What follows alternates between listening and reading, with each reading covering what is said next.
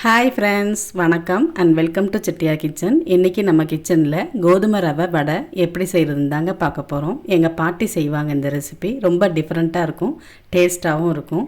நீங்களும் ட்ரை பண்ணி பாருங்கள். உங்கள் எல்லாருக்குமே ரொம்ப பிடிக்கும். அதிக இன்க்ரீடியன்ஸும் தேவையில்லைங்க, ஈஸியாக செஞ்சிடலாம். வீடியோக்குள்ளே போகிறதுக்கு முன்னாடி நம்ம சேனலை சப்ஸ்கிரைப் பண்ணிக்கோங்க. அப்படி பக்கத்தில் இருக்க பெல் ஐக்கானை கிளிக் பண்ணிவிடுங்க. வாங்க இப்போ நம்ம வடை செய்ய ஆரம்பிச்சிடலாம்.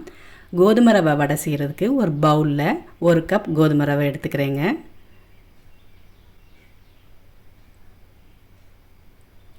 அதோட பொடியாக கட் பண்ண பச்சை மிளகாய் 2 பச்சை மிளகாய் இங்கே கட் பண்ணி எடுத்து வச்சுருக்கேன். பச்சை மிளகாய் கடிப்படும்னா அரைச்சிட்டு கூட சேர்த்துக்கலாங்க. அதோட இஞ்சி ஒரு சின்ன துண்டு பொடி பொடியாக கட் பண்ணி சேர்த்துருக்கேன். அதோட கூட வாசத்துக்கு பொடியாக கட் பண்ண கொத்தமல்லி தழை சேர்த்துடலாம். பொடியாக கட் பண்ண கருவேப்பிலை அதையும் சேர்த்துக்கிறேன். இப்போது வடைக்கு தேவையான உப்பு சேர்த்துடலாம். இந்த வடைக்கு நம்ம தயிர் தாங்க சேர்த்து பிசைய போகிறோம். தண்ணி எதுவும் சேர்க்க போகிறதில்ல. அதிக புளிப்பில்லாத கெட்டியான தயிர் சேர்த்துக்கிறேன். 1 கப் கோதுமை ரவைக்கு 1 கப் தயிர் சரியாக இருக்கும். ஆனால் முதவே எல்லாத்தையும் சேர்த்துற வேண்டாம். முதல்ல 3/4 கப் தயிர் சேர்த்துக்கிறேன். நல்லா மிக்ஸ் பண்ணி பார்த்துட்டு தேவைன்னா சேர்த்துக்கலாங்க. இப்போ நல்லா கலந்து விட்டுறேன். 1 கப் கோதுமை ரவைக்கு 1 கப் தயிர் சரியாக தாங்க இருக்கும். இருந்தாலும் மிக்ஸ் பண்ணி பார்த்துட்டு சேர்த்துக்கலாம். ரொம்ப தண்ணியாக போயிடுச்சுன்னா வடை தட்ட முடியாது.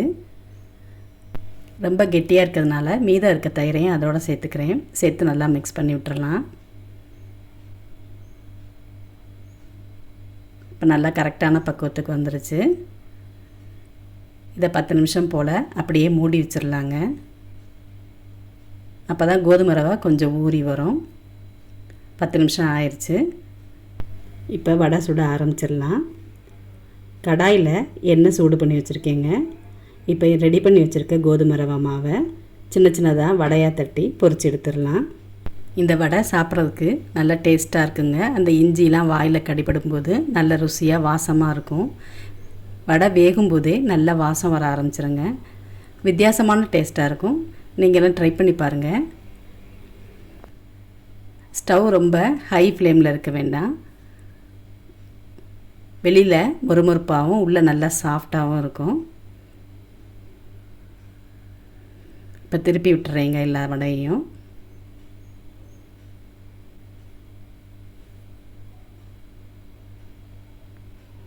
வடை நல்லா வெந்து வந்துருச்சு பாருங்கள். சூப்பராக இருக்குது பார்க்கும்போதே. எல்லா வடையும் இது மாதிரி சுட்டு எடுத்துக்கலாம்.